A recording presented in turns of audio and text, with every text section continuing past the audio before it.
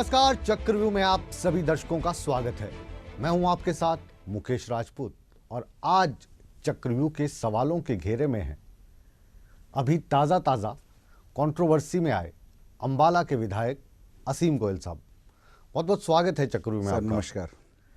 आप नेता तो बड़े थे जब आपने एक बड़े नेता को हराया था, लेकिन ये जो समय निकला 2 साल का, ये तो तकरीबन गुमनामी में ही निकल गया। विनोद शर्मा को आपने हराया, बड़े नेता थे कांग्रेस के, लेकिन ज़्यादा नाम नहीं हुआ। लेकिन जैसे ही राज्यसभा का चुनाव आया तो असीम गोयल एकदम भारतीय जनता पार्टी के तो हीरो बन गए और विलन बन गए ऑपोजिशन पार्टी के, यानी जो भारतीय जनता पार्टी को नहीं चाहते थे, कांग्रेस का और इनेलो के। कैसा लग रहा है ये जो नया नया बदनाम होकर नाम हुआ है? मुकेश जी, मैं मानना चाहता हूँ, इसमें बताना भी चाहूँगा, ये विपक्ष का एक बहुत बड़ा एक घेरेबंदी उन्होंने की। मेरी जगह कोई भी होता जिसने लास्ट में वोट कास्ट किया, मेरी जगह कोई भी शख्स भारतीय जनता पार्टी का होता, ये नाम, ये बदनामी सब उसके हिस्से में आनी थी। लेकिन मैं ये कहना चाहता हूँ कि ये विपक्ष ने, दोनों ने जो जुगलबंदी की, इनेलो और कांग्रेस ने, अपना मुंह छिपाने के लिए उन्होंने किसी न किसी के चेहरे के ऊपर कालिख लगानी थी और ये काम उन्होंने बखूबी किया है। तो ये जिसके चेहरे पे कालिख लगानी थी, तो ये सुंदर सा चेहरा असीम गोयल का ही उन्होंने क्यों चुना? कई चेहरे हैं। मैंने आपको वही कहा ना, जिसने लास्ट में वोट कास्ट किया उनको कोई नाम चाहिए था। आप जो नेता लोग हैं, चाहे वो भाजपा के हों, कांग्रेस के हों, इनेलो को, आपको हुआ क्या है? आप भी यही मान रहे हो कि फिर जो लास्ट वैलिड वोट था वो आपका था, उसके बाद इनवैलिड हुए 11 वोट्स? कैसे ज्ञान की प्राप्ति हो कैसे रही है? इससे साजिश का पता चल रहा है ना। जो आपका बयान आ रहा है वो खुद ही साजिश का पर्दाफाश कर रहा है। मेरा बयान नहीं आ रहा है। इसमें जो वो विधवा विलाप कर रहे हैं, इनेलो और कांग्रेस जो लगातार इस वो विधवा विलाप कर रहे हैं, आप उनके हाँ में हाँ क्यों मिला रहा हूं? मैं हाँ नहीं मिला रहा, मैं आपको बता रहा हूँ। जिस तरह वो बार बार कह रहे हैं कि फलां नंबर से बात के वोट वैलिड तो आपने वो वोट देखे? वो मैंने नहीं देखा। तो फिर मैं कैसे, तो सिर्फ उनकी बात का जवाब दे रहा हूँ। कैसे पता चला? मैं वही कह रहा हूँ, मैंने अपना वोट बिल्कुल ठीक कास्ट किया। मुझे नहीं पता इसमें क्या हुआ, क्या रणनीति हुई, क्या नहीं हुआ।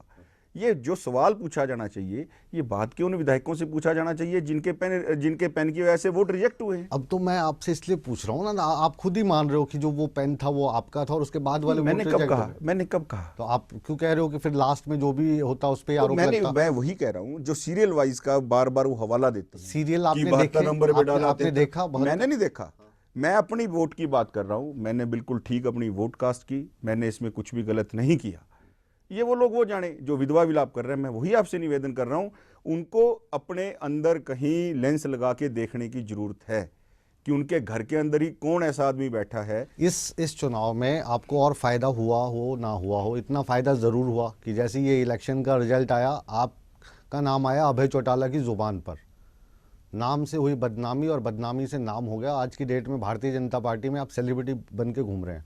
मैं तो इस बात को मुकेश जी नहीं मानता कि सेलिब्रिटी इस तरह से आदमी से बना जाता है। सेलिब्रिटी आदमी जनता के बीच में अपने विधानसभा में काम करके बनता है। अभी आएंगे विधानसभा पे, पहले राज्यसभा से निकलते हैं। बिल्कुल, मैं वही बताना चाह रहा हूँ कि इस तरीके के नाम की ना मुझे आवश्यकता है, ना मुझे इस तरह के नाम की जरूरत है। जैसे खुश तो बहुत हुए होंगे जब अभय चौटाला ने नाम लिया, असीम गोयल, और मीडिया पूरा का पूरा आपकी तरफ भाग पड़ा। अभय जी से मेरा बहुत पुराना प्यार है।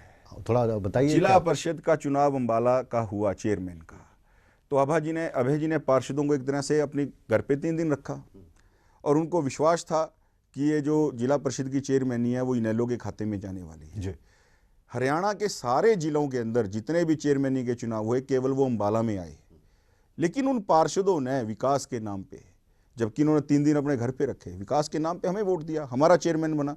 चौटाला जी को उस बात की बौखलाहट है। एक बार विधानसभा में, पिछली बार जब जाट आरक्षण का मुद्दा चल रहा था, इन्होंने एक बनिया जाति के ऊपर टिप्पणी की थी, बनिया जाति के आरक्षण के ऊपर टिप्पणी की थी। मेरी तब इनसे भिड़ंत हुई।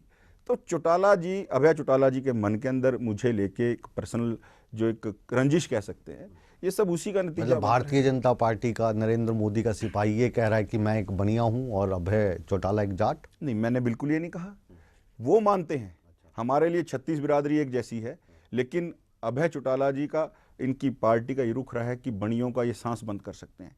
और जो ड्रामा हुआ है सारा राज्यसभा का, क्योंकि सुभाष चंद्रा जी भी गोयल हैं और मैं भी गोयल हूँ, इसलिए उनको लगा कि ये सॉफ्ट टारगेट हैं, इसलिए हम दोनों के खिलाफ उन्होंने कॉन्स्पिरेसी की है। मेरा बड़ा क्लियर मानना है, वो लोग हमारी जाति को बर्दाश्त नहीं कर सकते। मतलब गोयल गोयल भाई भाई वाला एंगल देख रहे हो? भाई भाई उन्होंने किया।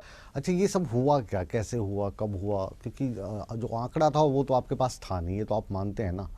तो या तो इनेलो और कांग्रेस ने ये मिलके गेम खेली, लेकिन ज़्यादा तो ऐसा लग रहा है कि तीनों पार्टी इसमें हम साथ साथ हैं वाला गाना गा रही थी। देखिए, मैं आपको पहले कह के हटा हूँ, बड़ा एक अननेचुरल सा गठबंधन कांग्रेस और इनेलो ने किया। देवीलाल जी ने कांग्रेस से अलग होकर इनेलो का गठन किया था। मैंने ट्वीट भी किया कि देवीलाल जी द्वारा जन्मी इनेलो जो कांग्रेस से जन्मी थी, उसको चौधरी अभय सिंह चौटाला ने दोबारा कांग्रेस में ही दफना दिया। ये सवाल उनके ऊपर खड़े होते हैं। उन दोनों ने जुगलबंदी की और जनता ने सारा चेहरा देखा, क्योंकि आज तक चौटाला परिवार ने केवल कांग्रेस के ऊपर अटैक करके अपनी राजनीति को जिंदा रखा हुआ है। लेकिन जब वो आमने सामने इकट्ठे हो गए, आमने सामने बैठने वाले एक साथ आ गए, एक मंच पर आ गए, उसके बाद भी उनको लगा कि इसमें हमारे पे कोई और ऑप्शन नहीं है। जो चौटाला हैं या इनेलो है, आज की तारीख में हरियाणा में मुख्य विपक्षी पार्टी हैं और वो उस मुख्य विपक्षी पार्टी के बड़े नेता हैं। तो जब तक वो कांग्रेस के खिलाफ बोल रहे थे तब तो आपको वो अच्छे लगते थे, अब आपके खिलाफ बोलने लग गए तो फिर आप ऐसी टिप्पणी कर रहे हैं। बिल्कुल, विपक्ष का काम बोलना होता है। हम कहते हैं सकारात्मक विपक्ष की भूमिका कोई भी निभाए उसका स्वागत है, लेकिन हर समय एक नकारात्मक विपक्ष की जो भूमिका अभय चौटाला जी द्वारा निभाई जा रही है, हमें कोई गुरेज नहीं। आप देखें वो कितना हमारे बारे में जितना बोल रहे हैं, ऑथेंटिक कुछ भी नहीं होता, इसलिए बोलते हैं। चलिए, अब जो उन्होंने सवाल उठाए उन सवालात का दौर शुरू करते हैं। ये सवाल हमने जो इस राज्यसभा में तथाकथित तौर पर आपके साथ दूसरे कंट्रोवर्सी किंग थे जयप्रकाश, उनसे भी पूछे थे। पहला सवाल, आप विधानसभा कितने बजे पहुंचे? लगभग 9:30। वोट कितने बजे डाला आपने? मेरे ख्याल से 11 की बात डाला। तो 1.5 घंटे तक आप क्या कर रहे थे?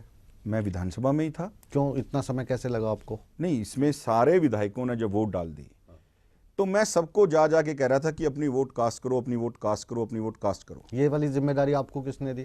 जिम्मेवारी एक अपनी सेल्फ इंस्पिरेशन आप होती है। सबसे जूनियर मोस्ट विधायक हैं और हाँ, आप तो जूनियर मोस्ट है, इसीलिए तो मैं अगर सबसे छोटा हूं, तो अगर एक सबसे जिम्मेवारी वाला काम छोटे वाला जो बूथ स्तर पे हम बचपन से करते आए हैं, बचपन से बूथ मतलब स्तर जो पे यही काम किया भाजपा के बड़े-बड़े कि भाई नेता अपने थे, अपने वोट डालो, अपने अपने वोट डालो। भाजपा के जो बड़े बड़े नेता थे, कद्दावर नेता, उनको आप प्रोत्साहित कर रहे थे कि वोट डाल दो जी, वोट डाल दो, मैं सबसे लास्ट में डालूंगा। प्रोत्साहित वाला बात नहीं थी, बल्कि जो पहली बार आता है उसको तो आपको तो सबसे ज्यादा शौक होना चाहिए कि पहली बार आया हूं जी, मैंने डाल दिया, अब आप डालो। तो हमने वोट डाला ना अपना, मैं वोट डाले बिना गया कहाँ? नहीं, लास्ट में क्यों डाला फिर? तो उसमें कोई, इसमें कोई यही समय का मापदंड नहीं है। यही सवाल उठ नहीं, वो बिल्कुल प्रश्न के घेरे में है, क्योंकि आप पे इस पे आरोप लगा। दूसरा आरोप आप पे ये है कि जब आप वोट डालने के लिए गए, उसकी बाकायदा वीडियो फुटेज अब निकल चुकी है, तो सभी जो विधायक थे उसमें समय ले रहे थे 5 से 10 सेकंड। आपने जो समय लिया और जो आर के आनंद साहब और आपकी विरोधी पार्टी के उम्मीदवार थे, उन्होंने कहा सबसे ज़्यादा समय लगाया असीम गोयल ने, 55 से 60 सेकंड। तो क्या वहाँ पे आप नाम ढूंढ रहे थे उस वक्त? उस समय का कोई मापदंड नहीं है।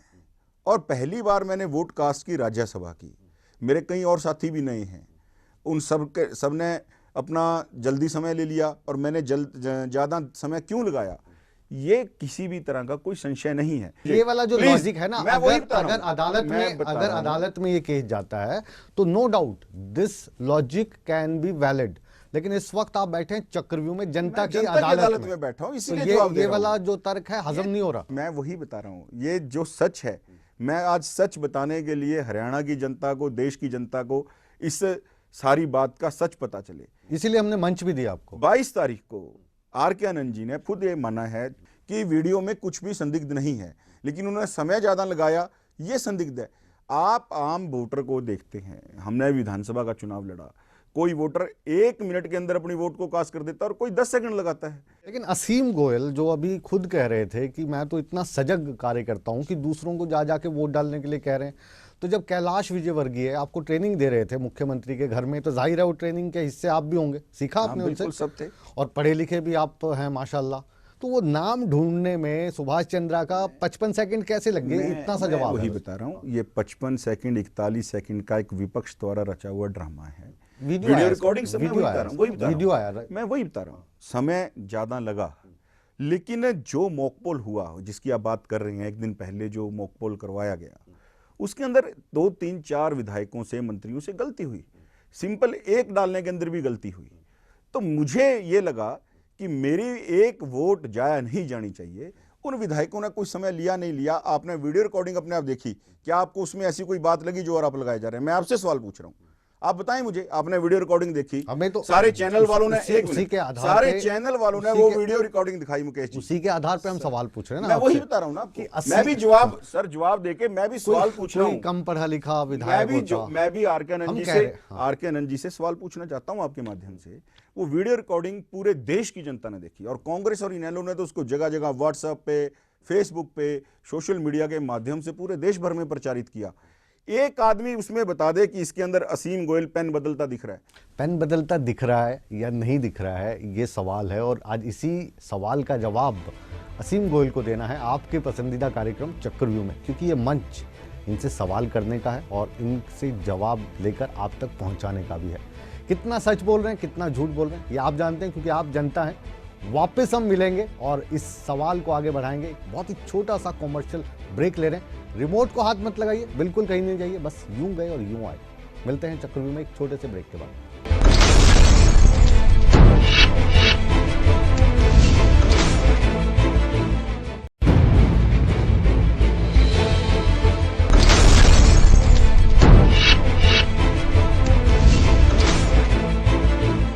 ब्रेक के बाद चक्रव्यूह में आप सभी दर्शकों का एक बार फिर स्वागत है। आज चक्रव्यूह में हैं आपके पसंदीदा असीम गोयल साहब। वैसे पसंदीदा ये अंबाला की कंस्टिट्यूएंसी के हैं, लेकिन आजकल ये पसंदीदा हो गए हैं भारतीय जनता पार्टी के। भारतीय जनता पार्टी के ब्लू आई बॉय बन गए आप जब से आपने पेन बदला। कैसे बदला ये पेन बताइए। मैं आपको वही निवेदन करके मैंने किया आपसे, वीडियो रिकॉर्डिंग आपने भी देखी और मुझे लगता है कि जो विपक्षी दल है वो तो उसको जूम करके, रिवाइंड करके, फॉरवर्ड करके हर एक एंगल से देख रहा है। उसके अंदर मुकेश जी कुछ भी नहीं है। मतलब पेन बदलते हुए कैमरा भी नहीं पकड़ पाया आपको, कितनी सफाई से बदला आपने, ये कह रहे हैं। मैं इस बारे में जो कहना चाहता था वो मैंने कह दिया। बताइए ना फिर, क्यों इतने आरोप क्यों लग रहे हैं? क्योंकि ये आरोप लगाने वालों से आप पूछ सकते हैं। नहीं तो फिर आप ही आरोप लगाने वाले से वालों से ये सवाल कर सकते आपको हैं। जितना मैं जानता हूं, मैंने आपको बताया, आपको जितना हम जानते हैं, तो आप कोई ऐसे कंट्रोवर्सी किंग भी नहीं रहे। आपको बयान बहादुर के तौर पे भी हमने नहीं देखा। क्या आजकल कंपटीशन आपका अनिल विज से हो गया? क्योंकि बयान बहादुर का जो तमका है उनको प्राप्त है, और विज साहब से आप मेरा विज साहब से क्या कंपटीशन है? वो राजनीति के बहुत बड़े हमारे नेता हैं, भारतीय जनता पार्टी के सुप्रीम नेता हैं। विज साहब से 36 का आंकड़ा है। तो आप ये साबित करना चाहते हैं कि ये मेरे लिए अंबाला में एक शेर नहीं, अब 2 शेर हो गए। देखिए, मेरे लिए ये बड़ी खबर है और जो आपके माध्यम से मुझे मिल रही है। विज साहब हमारे बड़े भाई हैं, मेरे बड़े भाई हैं। आपके सांसद कौन है वहाँ के? कटारिया जी। कटारिया जी, पूरा क्या नाम है? रतनलाल कटारिया। रतनलाल कटारिया जी। और एक जो दूसरे विधायक हैं साथ में, उनका क्या नाम है? नायब सैनी। नायब सैनी जी। और एक नाम है असीम गोयल। कटारिया साहब, सैनी साहब और गोयल साहब ने तिकड़ी बनाई है गब्बर के खिलाफ। नहीं, ऐसी खबर जगह जगह छपती है। देखिए, मैं वही कह रहा हूँ, ये केवल और केवल उपज है। विज साहब जितने मेरे लिए सम्मानीय हैं, उतने ही वो नायब सैनी जी के लिए सम्मानीय है, उतने हमारे सांसद महोदय। हमारा बिल्कुल टीम वर्क है। विज साहब को क्या आप आदर्श मानने लगे हैं कि एक बार कंट्रोवर्सी किंग हो जाएं तो विज जितना असीम गोयल का भी नाम हो जाए? और ये कंट्रोवर्सी विज साहब वैसे ही आदर्श हैं। विज साहब का काम का स्टाइल है, वो आदर्श है। वो किसी भी विधायक के लिए, किसी भी नेता के लिए जो नया बना है उसके लिए आदर्श हो सकता है, इसमें कोई दोहराई नहीं है। लेकिन जो कंट्रोवर्सी वाली बात कह रहे हैं, विज साहब का काम करने का जो स्टाइल है उसको मीडिया के कुछ लोगों ने कंट्रोवर्सी का नाम दे दिया। हर एक आदमी का काम करने का एक स्टाइल होता है, एक ढंग होता है, एक नजरिया होता है। चलिए, राज्यसभा को लेकर आखिरी सवाल है मेरा। जब राज्यसभा में चुनाव जीते आदरणीय सुभाष चंद्रा जी, डॉक्टर सुभाष चंद्रा जी, तो लाडू लुड्डू बहुत खिलाए गए। मैं इसका बात आज आपके माध्यम से, चैनल के माध्यम से भी क्लियर कर दूं। मैं उनको रात को लगभग 10:30-11 बजे मिलने पहुंचा। रिजल्ट के तो कुछ पूछा ही नहीं आप। मैं बता रहा हूँ आपको, जो लड्डू वाली बात आप कह रहे हो, आजकल वो कांग्रेस और इनेलो उस फोटो को लेके बड़ा बवाल, जिसमें सुभाष चंद्रा जी मुझे लड्डू खिला रहे हैं। ये हमारे हिंदुस्तान की एक संस्कृति है, सभ्यता है। मैंने उनको पहले लड्डू खिलाया, लेकिन वो फोटो किसी तरीके से क्लियर नहीं हो पाया। मेरे पास कैमरे में है, आपको मैं शो के बाद दिखा दूंगा और आप उसको जितना मर्जी चलवा भी दीजिएगा। मैंने उनको पहले लड्डू खिलाया और उन्होंने बाद में मुझे लड्डू खिलाया। उन वाली वो फोटो क्लियर आ गई और वो आजकल सोशल मीडिया पे एक हॉट केक की तरह विपक्षी प्रचार कर रहे हैं कि जी देखो जी उनको लड्डू खिलाया, उनको लड्डू खिलाया। इसमें बुरा क्या किया? तो क्या है, कुछ भी नहीं। अगर सफाई कोई क्यों आदमी की? जीतता है, मैं जीत के आया घर, क्या तो मैंने उन्होंने बहुत सिर्फ लोगों को लड्डू खिलाया। उन्होंने आपको ही लड्डू और खिलाया नहीं, होगा? मैं वही बता रहा हूँ, मुझे नहीं पता, क्योंकि उस समय मैं ही था। रात को 10:30 बजे सिर्फ उनको नमस्ते 11 बजे करने गया, 2 मिनट लड्डू खिलाया और मैं चला गया। फिर सवाल उठा चला गया। मेरे दिमाग में, आप ही क्यों थे? नहीं, मैं जब रात को पहुंचा तो सब निपट के सबसे बधाई लेके आए थे। मैं रिजल्ट के समय वहीं नहीं था, मैं वहीं कहीं चला गया था, मैं उनको नहीं मिल पाया था। मैं 10:30-11 बजे उनको घर जाते हुए अपना अंबाला मैंने जाना था, उनको विश की। मैं वही बता रहा हूँ, अब मैं किसी कार्यक्रम में जाता हूँ, कार्यकर्ता मुझे हार या माला ऑफर करते हैं, मैं उनके गले में डाल देता हूँ। तो इससे क्या, ये क्या कंट्रोवर्सी वाला काम हो गया? जेपी को जानते हो? मैं जानता हूँ। कैसे? विधायक हैं, निर्दलीय विधायक हैं हमारे। पेन वापस कहाँ पकड़ाया उनको आपने? मैं दोबारा उसी बात के ऊपर आ रहा हूँ। ये विपक्ष जो विधवा विलाप कर रहा है, ये सब लोगों की, जनता की आंखों में एक धूल झोंकने की बात है। और हरियाणा में आजकल राजनीति का ट्रेंड कैसा चल रहा है मुझे समझ से थोड़ा परे है। मैं आपसे ये बात शेयर भी करना चाहता हूँ कि चौटाला परिवार ने, इनेलो वाले बड़े नेताओं ने, शुरू से जब आदरणीय ओम प्रकाश चौटाला जी, अजय चौटाला जी को जेबीटी टीचर वाले मामले में सजा हुई, तो अपने कार्यकर्ताओं को ये पाठ पढ़ाया गया कि जो ये सजा करवाई है ये कांग्रेस ने करवाई है, इसके पीछे सोनिया जी और हुड्डा जी जिम्मेवार हैं। और जब आज राज्यसभा में पैचअप की बात आई, पैचअप के बाद भी वो जीत नहीं पाए, तो उनको लगा कि हम क्या मुंह लेके इन कार्यकर्ताओं के पास जाएंगे। और इसमें मैं एक बात और कहना चाहता हूँ, अभी अभय चौटाला जी की ऐसी मजबूरी हुई। मैं हरियाणा की राजनीति का जो नया एंगल डेवलप होने लग रहा है, उसको अपने तरीके से आप खोज सकते हैं। अब आप कहोगे मैं परेशान कर रहा हूं, लेकिन मेरा सवाल ये था, मैंने कहा पेन वापस बता कहां पकड़ाया आपने? बता रहा हूं, सुनिए अभय चौटाला जी की, बीच में कहां से आ गए? सुनिए, मैं ये पूछ रहा था पेन वापस कहां पकड़ाया? मैंने पेन जब पकड़ा ही नहीं तो मैं उनको कहां से पकड़ाऊंगा? तो इसका जवाब देके मैं, मेरी अगली बात सुनिए। अभय चौटाला जी की ऐसी क्या मजबूरी हुई कि जो संजीव कुमार जो ऑफिसर थे, जो साथ में को एक्यूज थे इस जेबीटी घोटाले में, अब कहां पहुंच गया? एक मिनट बात सुनिए, कहां पहुंच उसके वकील आर.के. आनंद जी थे। मैं आपको बताने लग रहा हूं। आर.के. आनंद तो इंदिरा गांधी जी, सुनिए आप, इंदिरा गांधी के भी वकील रहे। आप एंगल देखिए, आर.के. आनंद जी उसके वकील थे। अभय चौटाला जी की ऐसी क्या मजबूरी हुई जिस वकील ने इनके पिताजी और बड़े भाई को जेल में भिजवाने के लिए मदद की हो, कि आप उसको पहले लोकसभा लड़वाते हैं और बाद में उसको राज्यसभा लड़वाते हैं? ये अभय चौटाला जी की ऐसी क्या मजबूरी है कि आर.के. आनंद साहब ही क्यों, जो व्यक्ति उनके पिताजी को जेल भेजने में, उनके भाई को जेल भेजने में जिसकी एक अहम भूमिका रही हो, किस हिसाब से? वो संजीव कुमार जी के सहयोगी वकील थे। ये तो इंदिरा गांधी के भी वकील रहे हैं। वो बात अलग है, आप समझ नहीं पा रहे। जो जिसके भाई को, पार्टी सुप्रीमो को, फादर साहब को जिस वकील ने अंदर भेज दिया, आप उस वकील को टिकट देके पहले लोकसभा फिर राज्यसभा लड़वा रहे हैं। और आप अपने नेताओं को, जो कार्यकर्ता हैं, उनको कैसे सेटिस्फाई करोगे कि ये सब बातें नहीं हैं, हुड्डा साहब से मेरा कोई मेल मिलाप नहीं, कांग्रेस में नहीं मिलने लग रहा, ये सब बातों को उन्होंने, इस दिव्य ज्ञान की आपको कब और कहां प्राप्ति हुई? ये सब चीजें बिल्कुल ऑन रिकॉर्ड हैं। नहीं, कब? और आपको कब पता लगा, जो आज आप चक्रव्यूह में ये बात उठा रहे हैं? मुझे ये 8-10 दिन पहले से ही पता चल गया था। एक और मिस्टर आर.के. आनंद साहब, ये उनके नाम एक सुप्रीम कोर्ट का ऑर्डर है। Mister R K. आनंद साहब, 2007 में एक BMW केस हुआ था नंदा फैमिली का। मिस्टर आनंद ने उस गवाह को प्रभावित करने की कोशिश की और ये माननीय सुप्रीम कोर्ट ने एक ऑर्डर दिया इनके खिलाफ कि आर.के. आनंद जी का जो व्यवहार था गवाह को प्रभावित करने वाला, बिल्कुल शेमफुल एक्ट था। और आर.के. आनंद साहब ने माना कि मेरे से गलती हुई, मैं 21 लाख रुपए बार काउंसिल ऑफ इंडिया को ऑफर करता हूं। वो पता है, वो सुनिए, सभी जगह उठ चुका मैं वही बता रहा हूं। कोई मैं आपके माध्यम से, कोई नया खुलासा नहीं कर आपके माध्यम से जनता को बताना चाहता हूं। कोई नया खुलासा नहीं कर रहा, नया खुलासा नहीं कर रहे। जो सवाल मैंने पूछा है उस सवाल का जवाब ना देने के लिए आप मुझे घुमा रहे हैं। उस सवाल का जवाब मैं आपको दे चुका हूं भाई साहब, कि जब पेन मैंने नहीं पकड़ा तो वापस लौटाने का सवाल क्या होता है? ये वाला जो आप खुलासा लेके घूम रहे हैं, जाहिर है मैं आपके सामने कह रहा हूँ, ये कोई नया खुलासा नहीं है। जो आरोप उन पे लगे, BMW का जो केस हुआ, कैरेक्टर की एक बात बता रहा हूं कि किस प्रकार के व्यक्ति, उन्होंने कोर्ट से, माननीय सुप्रीम कोर्ट से एक आधार बनाया कि मैं 69 साल का हूं।